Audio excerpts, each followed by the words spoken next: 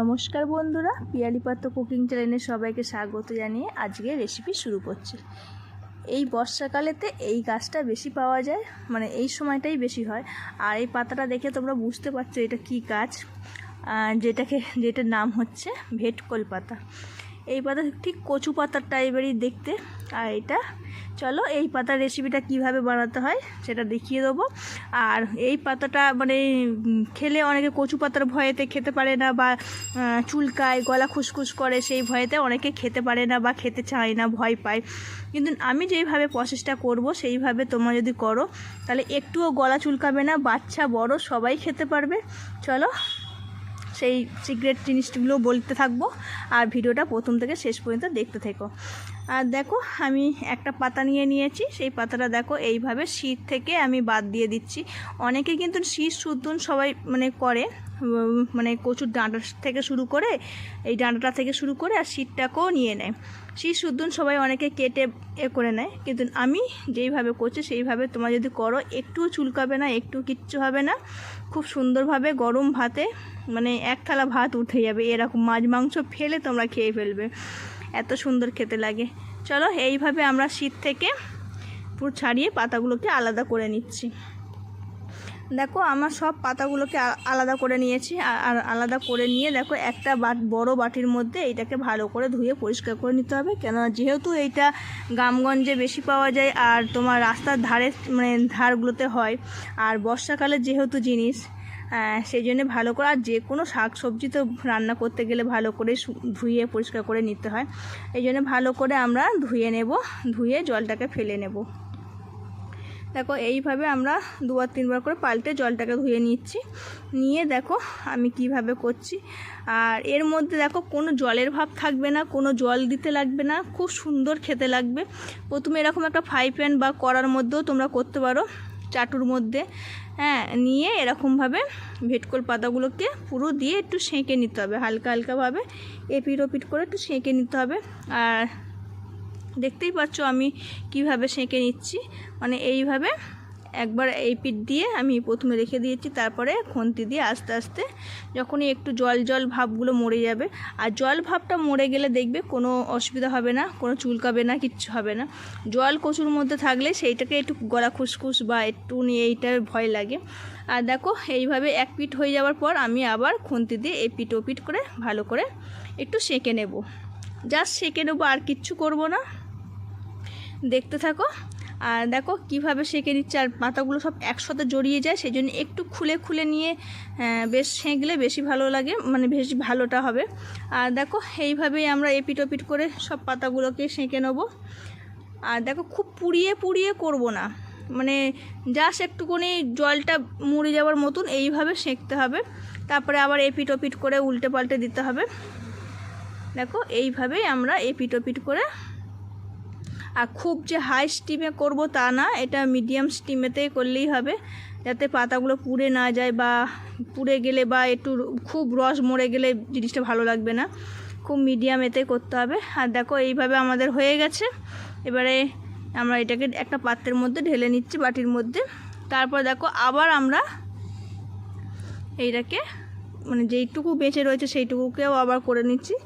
এইভাবে এই পাতাগুলোকেও আমরা ঠিক সেম পদ্ধতিতে এই পাতাগুলোকেও আমরা সেঁকে নেব, ঠিক সেঁকে নেব, কিন্তু পুড়িয়ে ভাজবো না, এইটা কিন্তু সবসময় মানে তোমরা মাথায় রাখবে। আর দেখো এইভাবেই আমরা পুরো পাতাগুলো হয়ে গেছে আমাদের, দেখো সেঁকা হয়ে গেছে, আর দেখতে মনে হচ্ছে অনেক শুকিয়ে গেছে। আর দেখো এর মধ্যে আমাদের কি লাগছে, এর মধ্যে নিয়েছি আমি কালো জিরে, রসুন আর কাঁচা লঙ্কা, এই কটা মানে মেন উপকরণ এই কটাই। দেখো এই কটাকে আমি ভালো করে শিলনোড়াতে ভালো করে বেটে নিচ্ছি। আর দেখো এখানে তোমরা পরিমাণ আমি দিয়েছি 3টে রসুনের মতন কোয়া, আর যে ঝাল অনুসারে দেবে।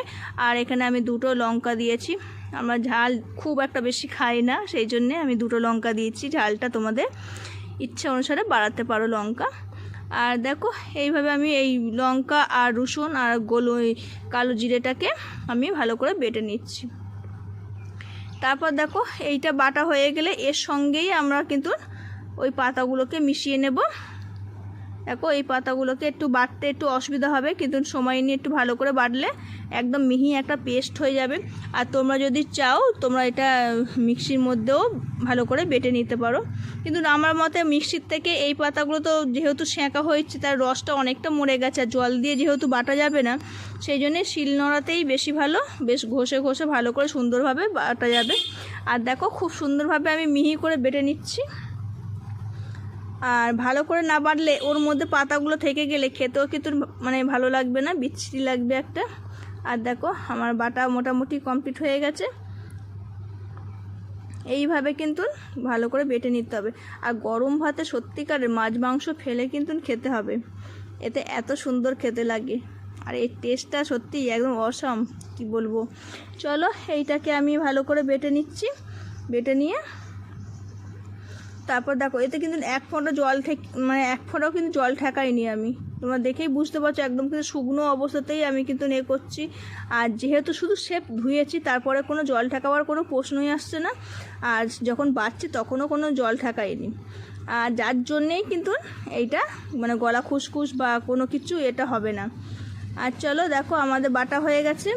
অনেকগুলো পাতা নিয়েছি, তার মধ্যে দেখো এইটুকু হয়ে গেছে। এই পাতাটা একদমই অল্প হয়ে যায় বাটার পর। আর দেখো আমি কড়ার মধ্যে 2 চামচের মতন তেল দিয়েছি। তেল দিয়ে এইটাকে ভালো করে আমি এবারে একটু ভেজে মতন নেব। দেখো এই তেলের মধ্যে কিন্তু আর কিছুই দিইনি, শুধু সে 2 চামচ তেল দিয়ে এইটাকে আমি এপিট ওপিট করে ভালো করে ভেজে নেব। আর দেখো এর মধ্যে কিন্তু আমি প্রথমে নুন টুন কিছুই দিইনি, এবার যা দেওয়া সব দেব। যা দেওয়ার বলতে এর উপকরণ খুবই কম লাগে, কিন্তু খেতে খুব সুন্দর লাগে। আর এই পাতা খেলে সত্যিকারে খুবই ভালো, মানে শরীরের পক্ষে খুবই উপকার। দেখো আমাদের পাতাটা মোটামুটি ভাজা ভাজা মতন একটু হয়ে এসেছে। এবার এর মধ্যে দেখো আমি সামান্য পরিমাণ মতন একটু নুন দিয়ে দিচ্ছি, 1/2 চামচের মতন নুন আমি দিয়ে দিয়েছি। দেখো নুনটা দিয়ে ভালো করে মেশাবার পর একটা আধখানা লেবু, মানে হাফ করে কেটে, একটা গোটা লেবুকে হাফ করে কেটে নিয়েছি, সেই লেবুটার রস আমি এর মধ্যে দিয়ে দিচ্ছি। এই লেবুটার রস দেওয়ার পরেই কিন্তু এর টেস্টটা কিন্তু পুরোপুরি পাল্টে যাবে। এটা একদম বেশ একদম কি বলবো, খুব সুন্দর একটা ফ্লেভার চলে আসবে লেবুটা দেওয়ার পর। আর দেখো তোমরা যদি ঝাল বেশি খাও, ঝালও লাগবে, একটু টকটকও লাগবে, একটু নুন লাগবে, বেশ দারুণ একদম ফ্লেভারটা খুব সুন্দর লাগবে। আর খেতেও সত্যিকারে আর কোনো গলা খুসখুস করবে না, আমি গ্যারান্টি দিয়ে বলছি, একদম গলা খুসখুস করবে না। আর চলো এইভাবে নাড়াচাড়া করে আমাদের পুরো তৈরি হয়ে গেল, বেশি কোনো নাড়তে হবে না। আর দেখো রেসিপিটা তোমাদের কেমন লাগলো অবশ্যই কিন্তু কমেন্টে জানাবে, আর ভালো লাগলে একটা লাইক শেয়ার সাবস্ক্রাইব করে দেবে। আর একদম গরম গরম ভাতের সঙ্গে একদম অমৃতের সমান খুব সুন্দর লাগবে। তার সঙ্গে একটা একটুখানি লঙ্কা আর একটু লেবু আর একটু রসুনের কোয়া, দারুণ জমে যাবে। চলো আবার নতুন কোনো রেসিপির সঙ্গে তোমাদের সঙ্গে হাজির হয়ে যাব। আজকের মতো নমস্কার, সবাই ভালো থেকো, সুস্থ থেকো, টাটা, বাই বাই।